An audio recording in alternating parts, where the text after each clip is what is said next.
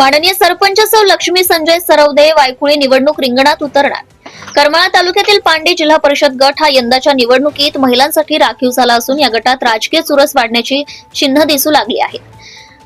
घारगावच्या माजी सरपंच तथा ग्रामरत्न सरपंच पुरस्कार विजेत्या सौ लक्ष्मी संजय सरवदे वायकुळे यांनी या गटातून निवडणूक लढवण्याची इच्छा व्यक्त केली आहे. सौ लक्ष्मी सरवदे यांनी सामाजिक, शैक्षणिक आणि महिला सक्षमीकरणाच्या क्षेत्रात त्यांनी मोलाचं काम केले.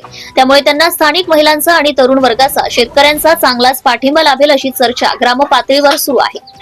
यावेळी लक्ष्मी सरवदे बोलताना म्हणाल्या, करमाळा तालुक्यात गाव गाड्यांच्या विकासाशी निगडीत अनेक छोट्या मोठ्या समस्यांचा डोंगर आहे. शेतमालाचे भाव घसरल्याने शेतकरी चिंताग्रस्त आहे.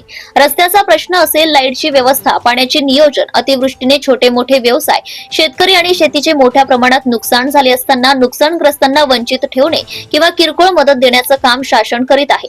सोलापूर मार्केटमध्ये कांद्याच्या गोणीचा खर्च देखील निघत नसल्याने करमाळा तालुक्यात कांदा उत्पादक शेतकरी कर्जबाजारी झालाय.